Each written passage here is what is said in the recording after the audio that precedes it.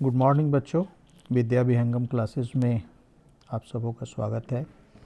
अब तक हम लोगों ने जो पढ़ा था वो न्यूटन्स लॉ ऑफ ग्रेविटेशन के बारे में, और हम लोगों ने मैथमेटिकल फॉर्मूलेशन उसका डिराइव किया था कि F इज इक्वल टू, जो मैथमेटिकल फॉर्मूलेशन था न्यूटन्स लॉ ऑफ ग्रेविटेशन के हिसाब से, वो होता F is equal to G m1 m2 upon r square. यहाँ पे हम लोगों ने देखा था कि जी का जो यूनिट है वो क्या था, न्यूटन मीटर स्क्वायर पर केजी स्क्वायर, और जो जी है वो यूनिवर्सल ग्रेविटेशनल कांस्टेंट है, और जी का वैल्यू था 6.673 into 10⁻⁻11 newton metre square on KG square. अच्छा, अब हम लोग ये देखें कि ये जो जी है, जो यूनिवर्सल यूनिवर्सल ग्रेविटेशनल कांस्टेंट है, इस यूनिवर्सल ग्रेविटेशनल कांस्टेंट के बारे में थोड़ा हम लोग जानें कि ये जो जी है ये यूनिवर्सल क्यों कहलाता है। इसलिए कहलाता है कि इसका वैल्यू पूरे यूनिवर्स में कहीं भी हम जाएं, किसी प्लैनेट पे जाएं, किसी लोकेशन पे जाएं, इसकी वैल्यू जो है वो बदलती नहीं है। ये हमेशा 6.673 इंटू 10⁻⁻11 ये रहेगी, और इसी कारण से इसको हम लोग यूनिवर्सल ग्रेविटेशनल कांस्टेंट कहते हैं। अच्छा, अब एक चीज़ और हम लोग जानें कि जो ये जी है यूनिवर्सल ग्रेविटेशनल कांस्टेंट, इसका डायमेंशनल फार्मूला क्या होता है। आप लोगों ने पढ़ा होगा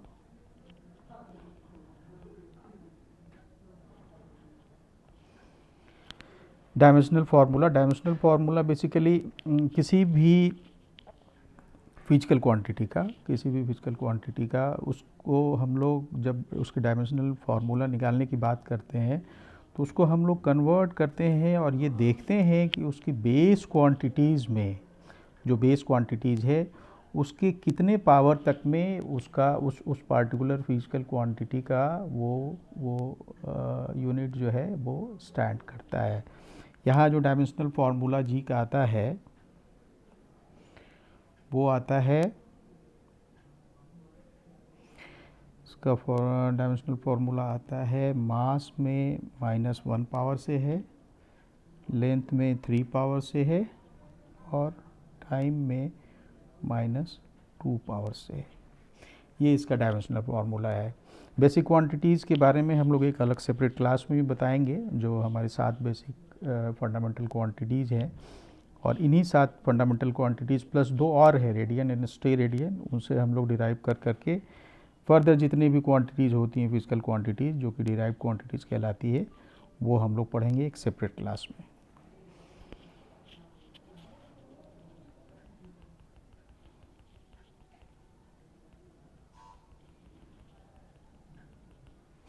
अच्छा, अब हम लोग थोड़ा सा ये जान लें कि ग्रेविटेशन और ग्रेविटी, इसमें क्या अंतर है। ये दोनों क्या चीज़ें हैं, दो चीज़ हैं, ये अलग अलग चीज़ें हैं। ग्रेविटेशन जो है, जैसा कि हमने बताया था कि ग्रेविटेशन जो है ये बेसिकली दो बॉडीज़ के बीच का इंटरेक्शन है, ठीक है। बॉडी 1, बॉडी 2, बॉडी 1, 2 जो है आपस में इंटरेक्ट करती हैं, और बॉडी 1 पर 2 ने फोर्स लगाया होता है, और यहाँ बॉडी 2 पे 1 ने फोर्स लगाया होता है। ये दोनों फोर्सेज जो है आपस में बराबर होती हैं, लेकिन डायरेक्शन के हिसाब से एक दूसरे के अपोजिट होती हैं। तो जब दो बॉडीज़ के बीच इंटरेक्शन होता है तो ये कहलाता है ग्रेविटेशन। और इसमें से जब कोई एक बॉडी या तो ये हो जाए या ये हो जाए, ये अर्थ अगर हो जाए तो इंटरेक्शन मीन्स अर्थ और इस बॉडी का, या फिर अर्थ और इस बॉडी का इंटरेक्शन, बॉडी 2 का, ये कहलाता है ग्रेविटी। मतलब क्लियर है कि gravitation is the interaction between 2 different bodies, और जब उन दो बॉडीज में से एक बॉडी अर्थ हो जाए तो वो मामला ग्रेविटेशन से हट करके ग्रेविटी हो जाता है। अब हम लोग देखें जो ग्रेविटेशनल फोर्स जिसके बारे में हम लोगों ने अब तक पढ़ा है, जो कि F is equal to G m1 m2 upon r square, universal gravitational constant, उसके डायमेंशंस, उसके यूनिट पढ़ा। अब इस ग्रेविटेशनल फोर्स की कैरेक्टरिस्टिक क्या क्या है? पहला चीज़ जो हम लोगों ने अब तक पढ़ा था जी को देख कर करके कि यूनिवर्सल नाम ही है, मतलब इसका वैल्यू कहीं बदलता नहीं है, पार्टिकुलरली जी के बारे में हम लोगों ने कहा। अब हम देखते हैं कि जो ग्रेविटेशनल फोर्स है इसकी क्या क्या फीचर्स हैं, इसकी क्या क्या कैरेक्टरिस्टिक है। पहला तो ये दो बॉडीज़ नॉन कॉन्टैक्ट फोर्स है, दो बॉडीज़ दूर भी हैं तो भी ये आपस में फोर्स जनरेट करती हैं, इनको आपस में सटने की कोई आवश्यकता नहीं है। तो it is the weakest non contact force in nature, मतलब ये हमारी प्रकृति में सबसे कमज़ोर नॉन कॉन्टैक्ट फोर्सेस में से है। सेकंड क्या है? It obeys the inverse square law. हम लोगों ने जो न्यूटन्स का ग्रेविटेशन का जो फार्मूला डिराइव किया था उसमें देखा था ना कि F is equal to 1/r² है। r जहाँ की जो है ये डिस्टेंस था, दो मासेस के बीच की डिस्टेंस को r दर्शाता था। तो यही r का जो इन्वर्सली प्रोपोर्शनेट, r² का इन्वर्सली प्रोपोर्शनेट होता है, इसी को हम कहते हैं कि it obeys the inverse square law. फिर आप देखिए थर्ड क्या कहता है कि it is directly proportional to the product of masses of the two bodies. Exactly इसके पहले हम लोगों ने देखा है फॉर्मूला में कि F proportional to m1 m2, तो ये कहता है directly proportional to the product of masses of two bodies. अब ये सबसे इम्पॉर्टेंट है कि ये कभी रिपल्सिव नहीं होता। Gravitational force is always attractive in nature. ये हम लोग हमेशा ध्यान रखें कि छोटा बड़ा जो कुछ भी होगा, बॉडी का शेप साइज़, ये दो बॉडीज आपस में अट्रैक्ट ही करेंगी आपस में एक दूसरे को, ये एक दूसरे को रिपल्स नहीं कर सकती हैं। नेक्स्ट पे आए हम लोग कि gravitational force is central force that always act along the line joining two centre of masses. बहुत बढ़िया, ये बिल्कुल क्लियर है कि जो ग्रेविटेशनल फोर्स है वो सेंट्रल फोर्स है। कैसे? सपोज कीजिए एक मास ये है, एक मास ये है, और जो हमारा इसका सेंटर यहाँ है, इसका सेंटर यहाँ है। हमारा जो कहना है यहाँ पे मीनिंग ये है कि ये फोर्स सेंट्रल होता है, मतलब सेंटर से जो हम लोग लाइन ज्वाइन करते हैं उसके अलोंग ही ये फोर्स काम करता है। इसी बॉडी का अगर पोजीशन कुछ इस तरीके से हो जाता कि एक बॉडी यहाँ पे है, दूसरी बॉडी यहाँ पे है, ये सेंटर, ऐसा नहीं होता कि जो फोर्स है वो ऐसे लग रहा होता, ऐसे नहीं लगना है। फोर्स भी जब भी लगेगा इस सेंटर के अलोंग ही लगेगा, पहली बॉडी दूसरे को खींचेगी और दूसरी बॉडी पहले को खींचेगी।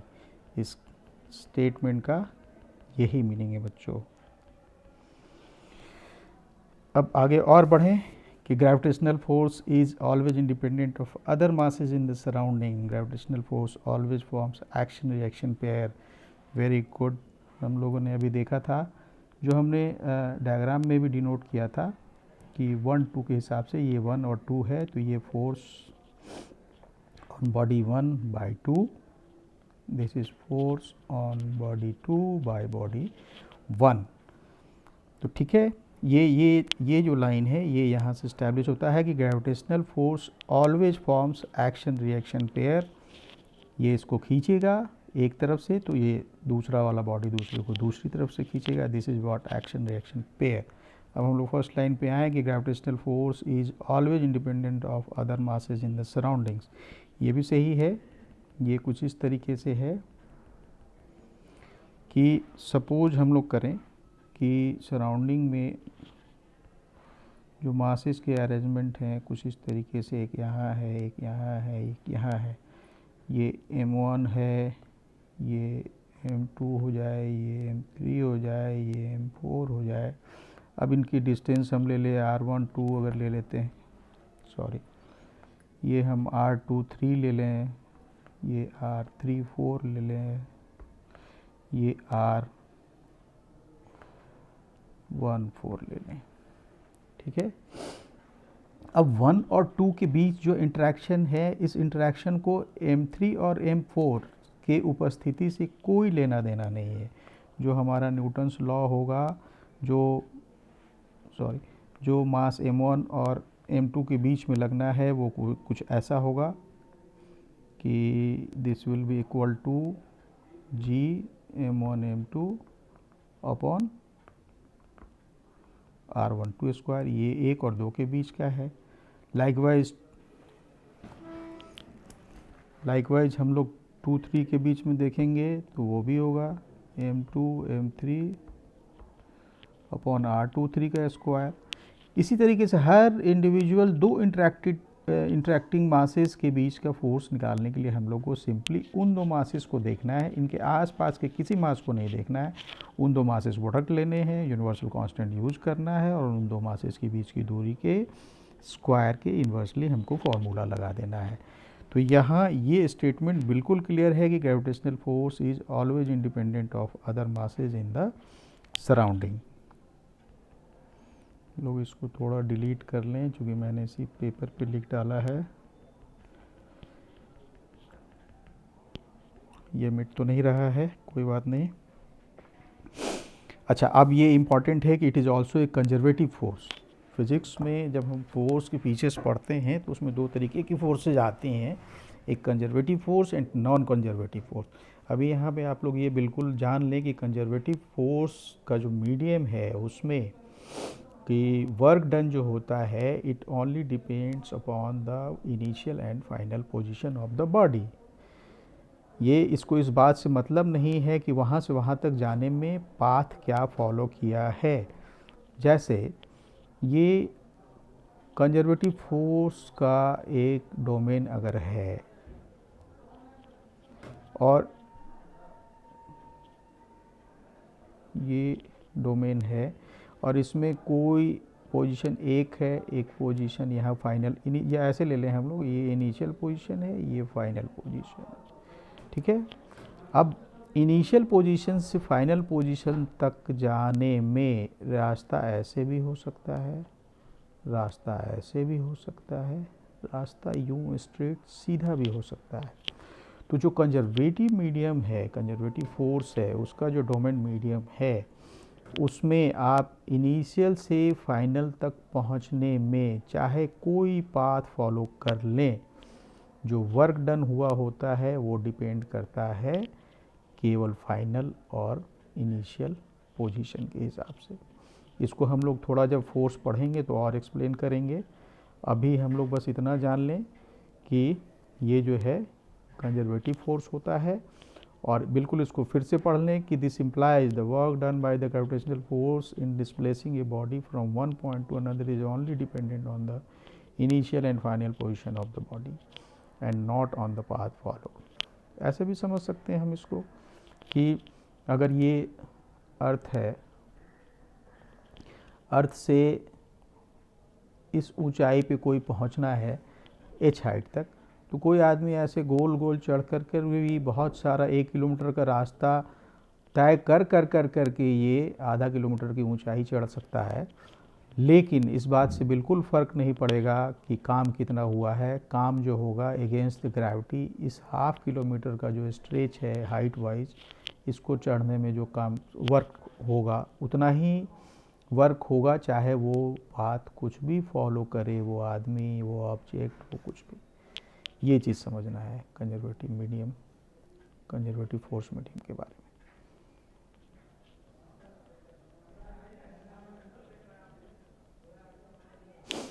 अब आगे हम लोग चढ़े, अब हम लोग आ जाते हैं ग्रेविटेशनल फील्ड के बारे में। ग्रेविटेशनल फील्ड का जो बेसिक डेफिनेशन है वो ये है कि अगर कोई मास, किसी भी मास का, जैसे यहाँ पे ये जो कैपिटल M है मास, इस मास के चलते हम लोग कहते हैं कि r डिस्टेंस पे फील्ड क्या है। फील्ड मीन्स उसका एक तरीके से देखा जाए तो इन्फ्लुएंस जोन, मतलब इस कैपिटल M का फील्ड एट डिस्टेंस r क्या है। इट मीन्स कि how the capital M mass will interact with any body placed at A location which is at a distance r from the center of the bigger mass m। तो इसको define करने के लिए हम कुछ ये कहते हैं कि किसी भी बॉडी मास का फील्ड किसी पार्टिकुलर डिस्टेंस पे निकालने का तरीका, डिफाइन करने का सिंपल यही है कि वहाँ पे अगर हम यूनिट मास को रखते हैं तो जो मास है जिसके लिए हम फील्ड निकाल रहे हैं वो उस यूनिट मास पे कितना फोर्स लगाता है, जितना फोर्स लगाएगा that is the field is exactly.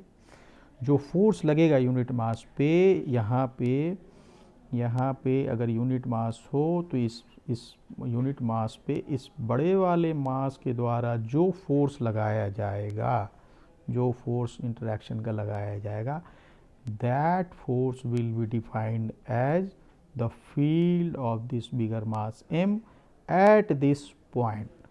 अच्छा, अब हम लोग देखें कि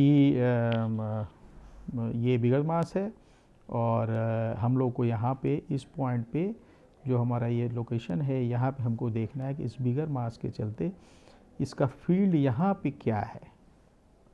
ठीक है, वेरी गुड। वेल, हम लोग क्या करते हैं इसकी फील्ड निकालने के लिए एक छोटा सा स्मॉल मास हम लोग जो है टेस्ट मास, यहाँ पे स्मॉल m का टेस्ट मास हम कहते हैं इसको, यहाँ पे प्लेस कर देते हैं।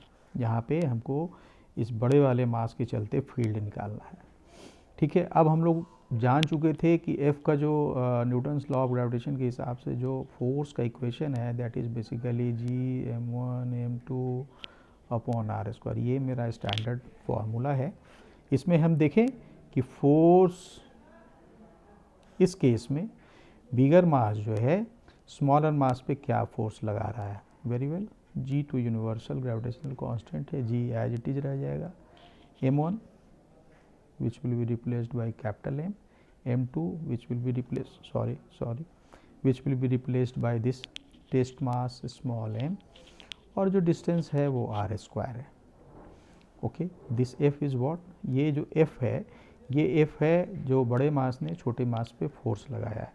अब यहाँ पे यूनिट मास की बात है, फील्ड हम तभी निकाल सकेंगे जब हम यहाँ पे यूनिट मास प्लेस करेंगे और देखेंगे कि फोर्स कितना लग रहा है। तो ठीक है, m को हम एक काम करते हैं, f जो है वो स्मॉल मास m के लिए है, यूनिट मास के लिए हम लोग को ये देखना होगा कि f बाय m क्या होगा, this will come by G m by r square. यही है कैपिटल मास m द्वारा r डिस्टेंस पे यूनिट मास पे लगाया गया फोर्स, और इसको हम लोग डिनोट करते हैं E से। ये फील्ड कहलाता है और इसको हम लोग E से डिनोट करते हैं, this is what is the field. Okay, field जो है एक वेक्टर क्वांटिटी है, इसका जो एक्चुअल डिनोशन है it will be like this, E is equal to जो फार्मूला हमारा अब आएगा Gm बाय आर स्क्वायर। यही तो हुआ ये Gm by r square, Gm by r square हमारा फील्ड हुआ। और फील्ड क्या है, कोई भी किसी भी मास का फील्ड क्या है, फील्ड जो फोर्स है वो फील्ड है यूनिट मास पे लगना, लेकिन उस फोर्स का नेचर क्या है, इट इज़ ऑलवेज अट्रैक्टिव। मतलब ये जो बड़ा वाला मास है इसके आजू बाजू कोई भी मासेस रखे जाएंगे, ये मास होगा इसको भी अंदर खींचेगा, ये मास होगा इसको भी अंदर खींचेगा, इसको भी अंदर ड्रॉ करेगा, इसको भी अंदर अट्रैक्ट करेगा, इसको भी करेगा, ऑलवेज अट्रैक्टिव। तो हम लोग जब वेक्टोरियल डिनोशन लेते हैं एक ई का फील्ड का, तो इसके साथ एक माइनस साइन लगाते हैं Gmm बाय आर स्क्वायर, और यहाँ r का जो है हम लोग एक यूनिट वेक्टर फॉर्म में हम लोग इसको ले लें। चूँकि r जो है, r पॉजिटिव कब है, r पॉजिटिव तब है जब ये रेडियली आउटवर्ड है। ये जब रेडियली आउटवर्ड है, इस सेंटर लाइन से r जब बाहर की ओर जा रहा होगा तो ये पॉजिटिव है। तो r यूनिट वेक्टर के टर्म्स में अगर हम देखेंगे, हमारा जो पॉजिटिव का डायरेक्शन हुआ ये डायरेक्शन, बट फोर्स किधर लग रहा है, फोर्स तो इधर लग रहा है। तो r को अगर हम रेफरेंस बनाते हैं तो यहाँ पे एक माइनस साइन लगाते हैं और ये माइनस साइन बस सिंपली यही इंडिकेट करता है, चूँकि आर हमारा रेफरेंस डायरेक्शन है विच इज़ रेडियली आउटवर्ड, इससे दूर होने वाला डिस्टेंस जो है वो पॉजिटिव है, जबकि फोर्स क्या है, फोर्स जो है ग्रेविटेशनल फोर्स है या जो फील्ड है यूनिट मास पे, इनफैक्ट यूनिट मास का फोर्स ही फील्ड है, और ये फोर्स का डायरेक्शन क्या है, एम की ओर है, मतलब ये घटते हुए आर के डायरेक्शन में है, इसलिए यहाँ ये नेगेटिव साइन इम्पॉर्टेंट हो जाता है। और ये नेगेटिव साइन ये भी आपको डिनोट करता है कि the field use to be only attractive, only attractive. This is what the gravitational field. Okay बच्चों, आज के लिए इतना, थैंक यू। नेक्स्ट क्लास में हम लोग फिर मिलेंगे ग्रेविटेशन के अगले पार्ट के साथ।